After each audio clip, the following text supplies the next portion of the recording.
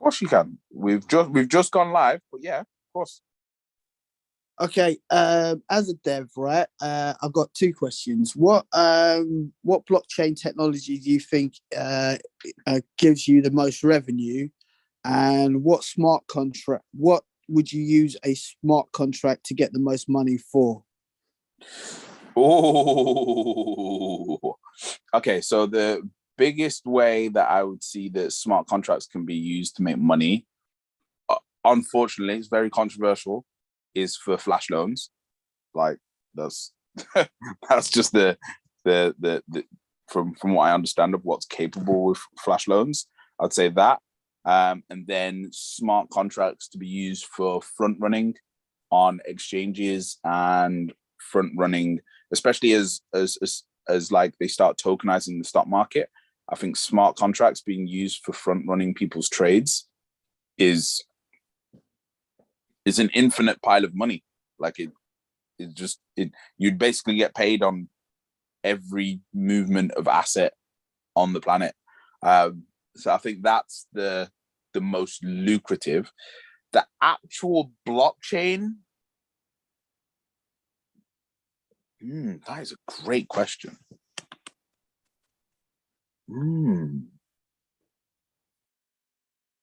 Ask the question again. I'm going to go with my gut. I'm not going to think. I'm just going to go with my gut. What blockchain has the most revenue, basically? That's a better way of saying it. What blockchain currently has the most revenue is ETH, without a doubt. But what blockchain do I feel could potentially have the most revenue is, a lot of people would say Polygon, but I'm going to say Polkadot, just because of the necessity of interoperability, and they're kind of like the leaders and the go-to name and go-to brand. And Gavin Wood pretty much built Ethereum, so he knows all the flaws in Ethereum. And yeah, I'd say potentially Polkadot, especially because of the sales of the parachains. Like, the sales of the parachains mean that regardless of transaction volume, they're still making money. Whereas Ethereum requires the transaction volume to be making money, if that makes sense. Does that answer the question?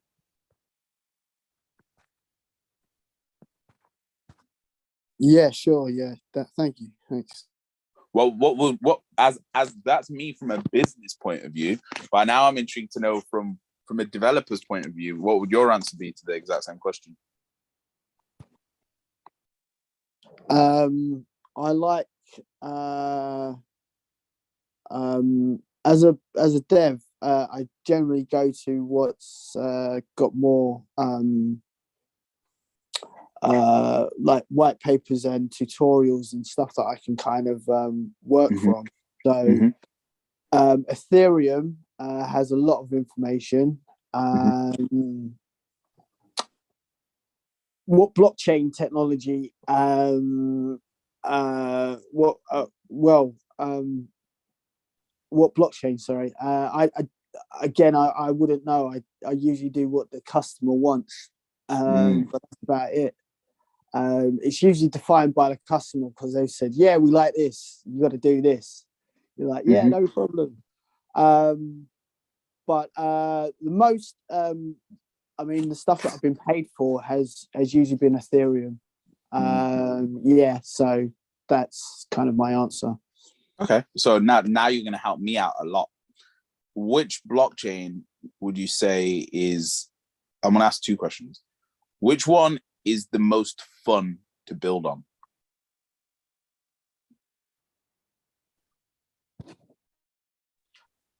So Tezos was fun because interesting. Like, it was impossible to build. So in November, I went to a hackathon for Tezos, and I did everything but get the technology working on the blockchain. And Did I see you at that one? I think I saw you you at did. that one. Yeah, you did. Yeah. We actually won a prize, and I was like, "Rah!" Like, so they loved the technology, but we just couldn't do the blockchain afterwards. And afterwards, I went home, and it was like, "I've got to do this. I've got to do it." I don't care. I just sat down for like 4 hours, and then I worked out what the mistake was, and then I sent myself. So literally, we had a really good idea to do it for insurance, but we couldn't do that. So I did something smaller, and then we couldn't do that. So generally, what I did was I sent two sources of data, which was health data, and then we did this thing that was a what do you call it? What's that? Oh, no, it's not Instagram. TikTok. So it was a TikTok stances thing, and it would give you the score, and then obviously you'd have a scoreboard. So I did 2 of those, and it was fun getting it out because it was like 2 days before I couldn't do that, and then I could do that now. So Tezos has been the most fun because I've learned a lot. Okay, so now the second question is not what was the most fun, but what was the easiest and quickest to build on? Hedera. Really? Yeah, Hedera. The fact you said that so fast without even hesitating. Nah, Hedera was so quick. Like that took me about half an hour because it's just API calls. It's not really you're not really doing that much apart from making smart contracts. But if you've made one smart contract, then you can pretty much do it on Hedera like straight away. But all of that was API calls, so it was very easy. That is crazily interesting that you said that. I never thought you was going to say that. I thought he was going to say Ethereum. No, Ethereum took me a minute to work out the first time. To be honest, it took me a minute to work that out. But once you've done it, then you kind of clock it. But Hedera was so quick. I mean, it was like, but nobody uses it. Well, I don't know. It's not that nobody uses it. Is that I've never got paid for to build on it. Yeah, to build on it. Very interesting. Very, very interesting. For those of you listening, I think you might have just been given some crazy financial gains here. Like, if you understand what he's just said in terms of and if you heard how quickly he answered which blockchain is the fastest. So those of you that don't know, this is Justin. Justin, in my opinion, is one of the best developers in the UK. He's always there to help. Like if you want something built or made, Justin is the guy to go to, without a shadow of a doubt. If you want consultancy or anything, Justin is the guy to go to. On your full stack, right? Yeah, full stack. Yeah, full stack. Yeah. I thought so. So yeah, Justin is definitely the guy to go to. And you how long you been developing for? Oh, don't I've got to stop answering that question. It's about 23 years now. So it's been a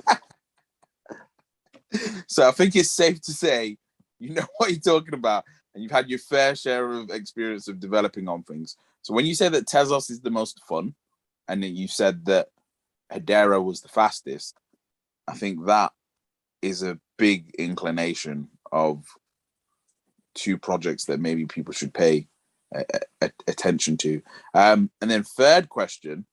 Sorry, I've turned this into an interview Justin session. I'm really like curious. I'm really curious. You sparked my curiosity. What blockchain are a lot of developers talking about, or has got a lot of buzz around it at the moment? Uh, I don't know. I can't answer that question. But the only reason I can't answer that question clearly is because I'm not a blockchain developer as such. I'm a full stack developer. So generally, I've come into this community because I wanted to learn about Web 3.0. I don't know if anyone knows this, but just to clarify, Web 2.0 is about more about network, like communicating with databases. So Web 1, if you think about it, was more about presentation. Web 2.0 is more about communicating with databases. So say, for example, your Facebooks, your Twitter, obviously everyone kind of understands that there's a database behind it, and you gather the information from database. Web 3 is got a lot of other things to it, but one of them is anonymity, and the idea that you can that nobody, well, it depends obviously how the technology is set up, but it can be that the people that you're actually buying goods from, they don't have to actually know who you are. They just know that you bought something. Whereas at the moment, you put down, your phone number, your address, blah, blah, blah, into these fields. And that's the reason I've got into Web3. But the great thing about Web3, the magic stuff about Web3 is all this banking stuff, which kind of so I came from Morgan Stanley. Sorry, if I'm rubbing it on too much. No. Keep going, Justin. Keep going. Okay, so I'm from. I did my as soon as I came out of university, I went to Morgan Stanley. Morgan Stanley's, but my job generally was to make sure all the screens were working and just change desktops. Like I wasn't actually doing any of the kind of like software or all the stuff like that. When I was like 22, I just literally, that was my job. And seeing how the bank, so even though I wasn't doing any of the kind of banking stuff, I still saw that kind of world. And now seeing what it is now, it's like you guys are like making millions and designing infrastructure, and all these banks are like really, really scared. So I just really find it absolute, for a developer, it's so fascinating and so like it's a new world if you kind of see where I come from. Yeah, 100%, and I can't stress it enough. That's why we've done today's show about business use cases for NFTs. That, like, I don't think anyone can really comprehend how important this space actually is. Like, it's like the whole world revolves around money, whether we like it or not. The whole world's monetary system is having an upgrade. And that's what I'm saying. So it's like crazy to think, like, that's like going from, it's like what happened when we went from paper cash to digital cash, like on phones. It's bigger than that. Like, this is the whole back end infrastructure is changing. Like, it's insane. And it's not even one monetary system, it's global monetary systems are changing. So this is the bit that I find the most interesting. Jerome, I'm just gonna make you co-host for a second, and you, Justin. Is he still there? Is he gone? Oh, we lost Justin. Oh no. Oh. Right. I'm just gonna make you co-host whilst I try and log in on my laptop. Bear with me a second, guys.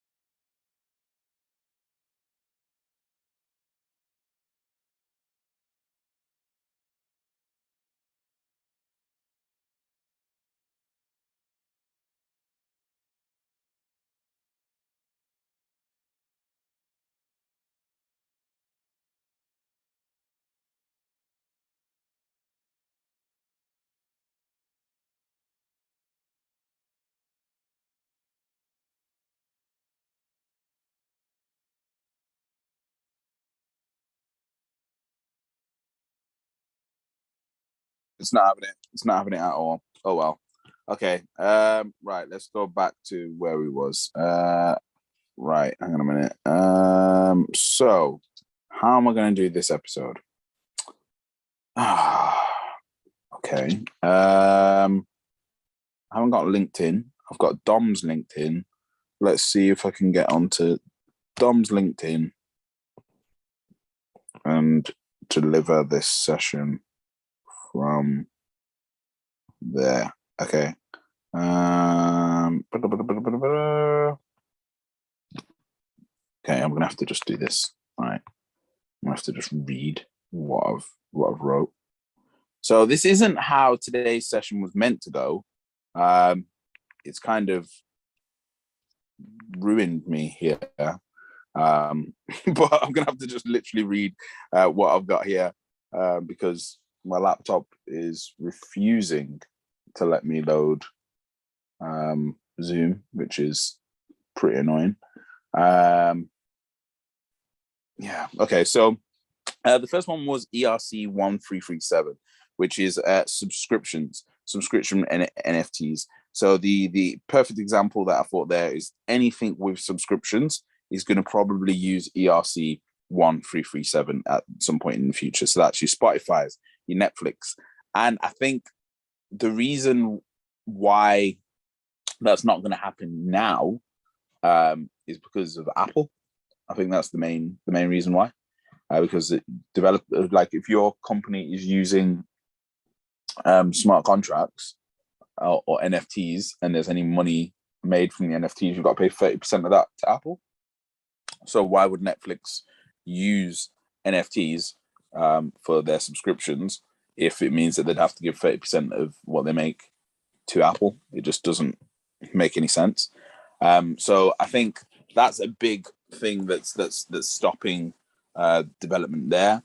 But I think once that hurdle's been overcome, I think we're on to something there. We're going to see a lot of subscription NFTs. Then you've got the other type of subscription NFT, which is ERC 5643, which is used for smart asset ownership. So this is where I feel it's good. This is where, like Justin was saying, it's about a database. And I think it's about companies that have databases that need to track things and be able to provide digital identities for those items. And those things would be big physical assets that move around.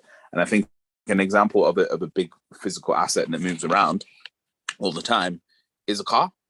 I think cars are the one of the greatest examples of that. And I think the best example of where we're going to see that is with companies like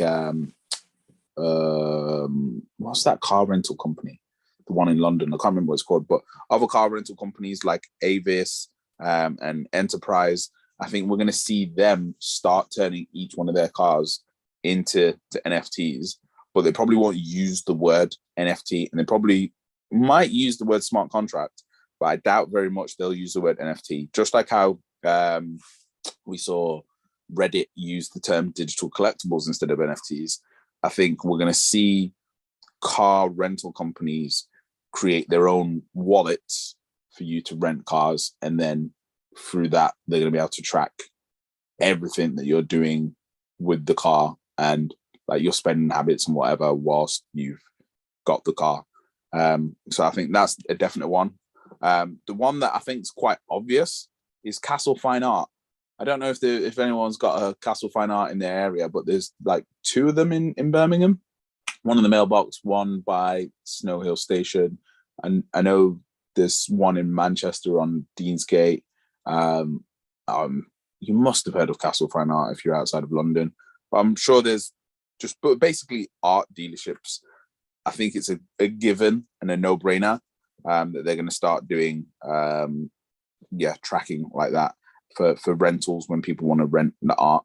And then the obvious one for me was the National Theatre, just simply because they've got hundreds of thousands of items of clothing that are worth hundreds of thousands of pounds at a time that they're renting out all the time everywhere. The reason I know this is because when I was in stage 2 when I was like 10, 11 years old. We used to rent things from the National Theatre, so I know that was a lot of paperwork, a lot of admin, and a lot of hassle. If that could be made more streamlined, more digital, it would be a massive, massive help. Then the next one is RWA securities on blockchain. Now, the reason I'm talking about this one is because this is ERC 1400 and ERC 1404. I think these two are the two most obvious ones that I keep drumming on and on and on and on about. And we know JP Morgan are playing around with, we know BlackRock are playing around with, and we know Goldman are playing around with it because they've said that they are, and we've played the videos of it. And to tokenize the stock market, I think this is a smart contract that's going to be used. And I think it's a smart contract code that for the future of ETFs and indexes, this is what I think people are going to have. I think people are going to hold indexes and ETFs in singular smart contracts. So I think pretty much anybody or any company that works in asset management is going to use these two codes. But most likely for us on a retail level, we're going to be subject to ERC 1404. And this is why I put companies like Revolut, Monzo, and Free Trade, because these NFTs allow you to limit the transfer, add transfer restrictions. So people be able to own them, but they won't be able to transfer the asset. So it'll be like you'll be able to own Tesla stock or own NASDAQ stock, but you won't be able to transfer it to somebody. And I think that might be good for pensions as well. I think a really good thing there might even be for people to be able to lock their pensions and stop the asset management companies from messing around with their assets too much. Oh, hang on a minute.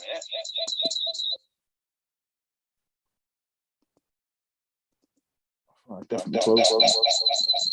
Oh.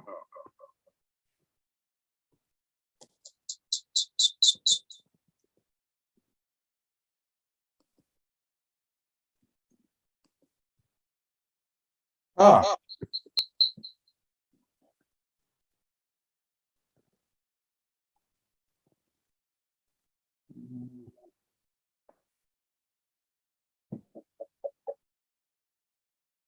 I think you was on twice there, mate. Yeah, I was. Finally, my Zoom on my laptop finally turned on after however long. Okay. Where was we? Right.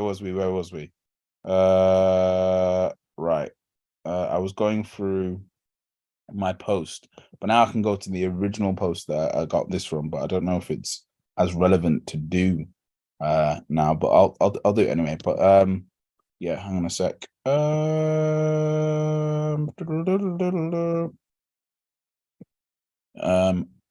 And then we've got the ERC 721, which is allows the unique asset with metadata. So CryptoKitties is the best example, but I think companies like Square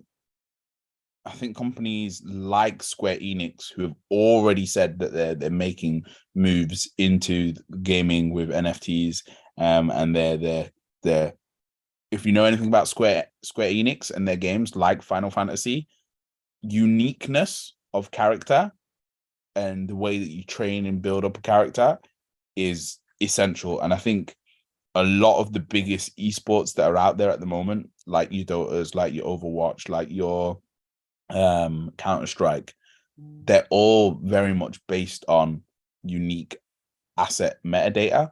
And I think also this is where So Rare and things like anything to do with sports and NFTs, I think that's where ERC 721 is going to be essential. So that's why I tagged companies like Konami and Panini and EA in that one there. Then we've got ERC 1155, which is an extra value layer. Ethermon is an NFT project using smart contract to allow users to collect and battle digital monsters with unique characteristics. Sound anything like Pokemon to you? Sound anything like any anime that's ever existed? Yeah. So I think again, for trading cards, I think this is a big one with trading cards. And I think there was a gentleman that we had on the show before. Let me see if I can find him. I'm gonna try and blow everyone's mind away here. Japan. Japan education. So this is a client that we had that I've just realized I need to pick things up with him. He had an augmented reality education game, which was basically like Yu-Gi-Oh, like years ago. And like I think I met him like 2 years ago. Let me find this guy. What is his name? What is his name? What is his name? Let me just locations, Japan.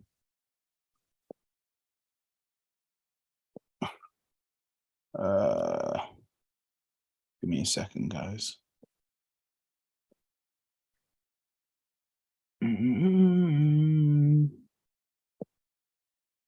People, connections, LinkedIn, first, locations, Japan.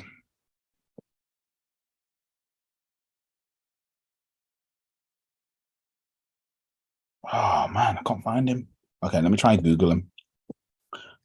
Japanese AR card education card game. Card game.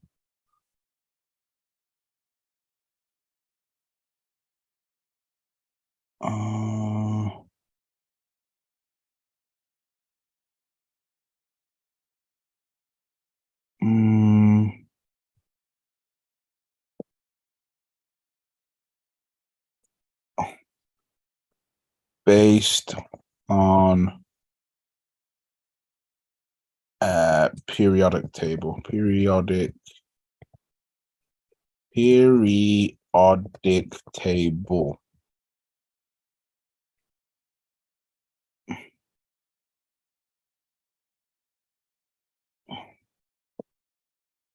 Japanese card game based on periodic table. Let's see if it finds that.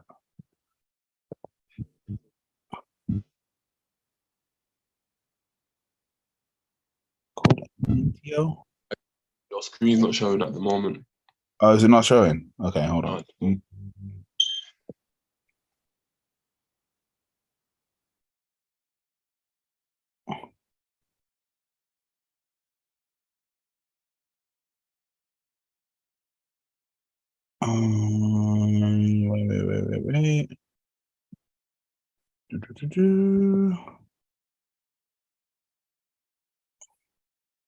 Okay, we're back.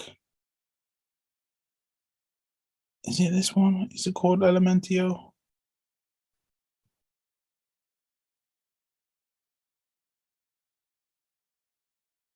Oh man, I can't find it now. But yeah, his game. I need to find him. You just made me realize I need to find this guy, and I need to get back in contact with him. Damn. Yeah. So, to wrap this up, where did I get this inspiration to do this from? I actually got it from a post from Alex, who actually got his post from another Alex.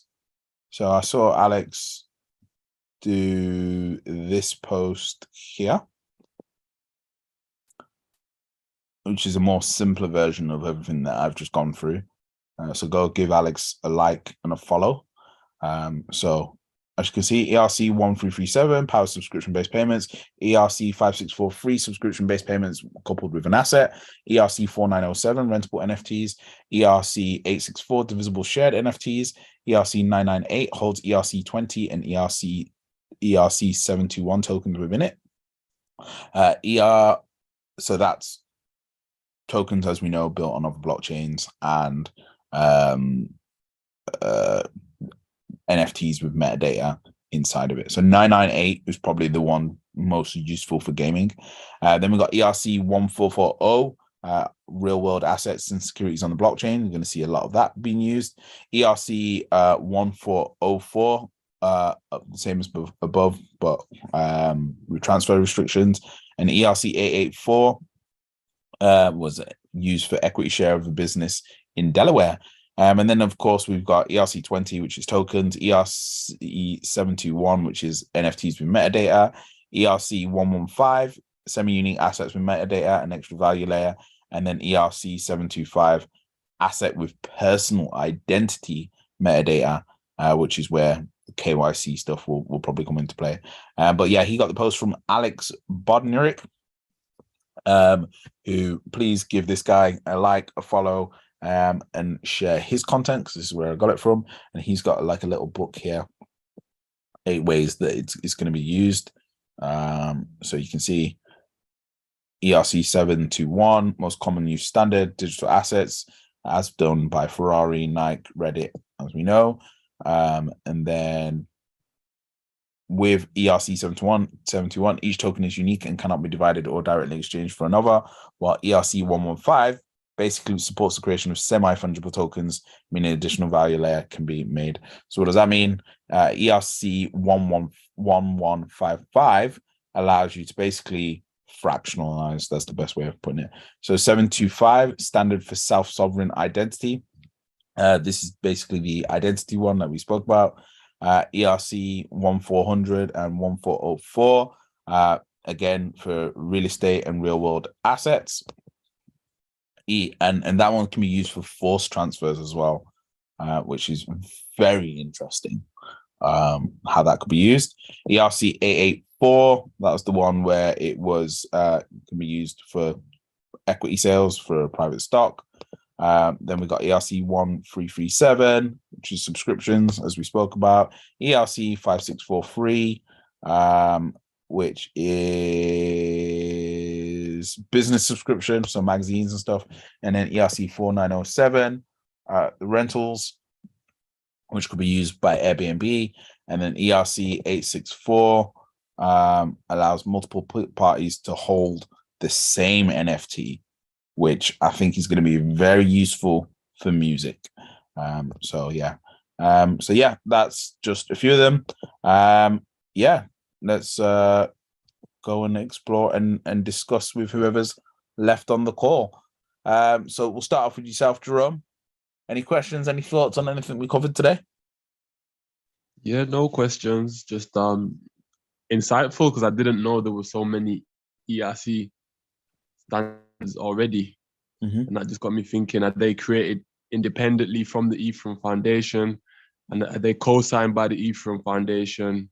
And how that works essentially? I think the key thing with the space is its majority of it's open source, isn't it? So it's just people just do what they want, figure out a need, and go and build it, and then it becomes like a thing. But you know what's interesting with NFTs, unlike anything else in life, is people don't name them after themselves, which I think is cool. You know, like in life and in history, like things are named after a person, or you put your surname on it, and then it kind of like becomes a thing forever. You know what I mean?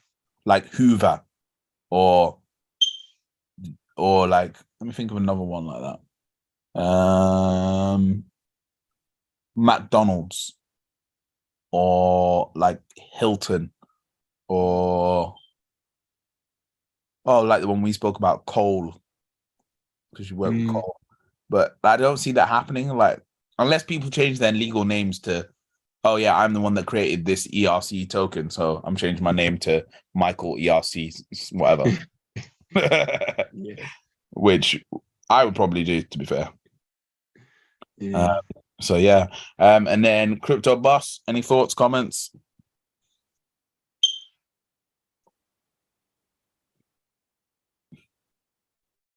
No thoughts, no comments. I have to go over this episode. Like too much information, Michael. Yeah. This one was quite heavy. I have to go over. But it was most insightful, especially with those ERC. I was actually looking on those the other day on the crypto. It was more insightful hearing you break it down individually. Thanks. No worries. And then finally, any thoughts, comments on any of those different ERC protocols? Oh, no, it's again very insightful. Learned a lot, and especially how people are using stuff. So I'll take that into account. Yeah, definitely. I think that, like I said, I think it's for developers.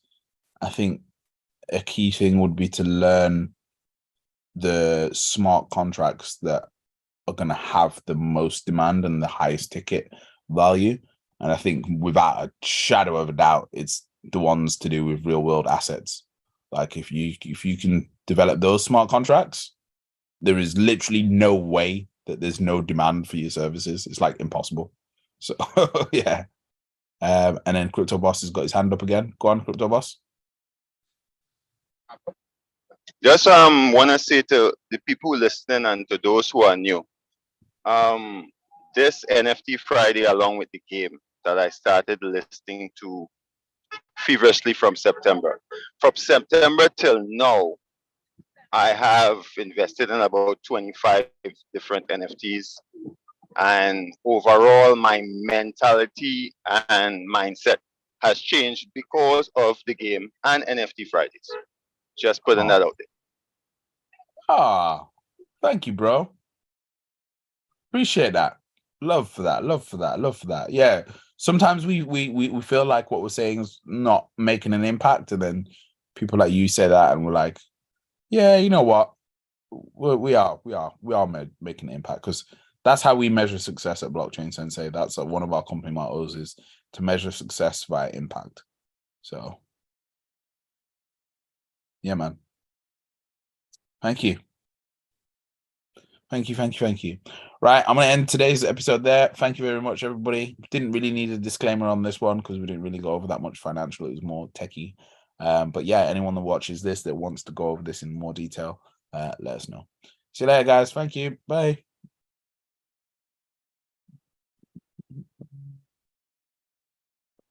Michael, have you got a minute?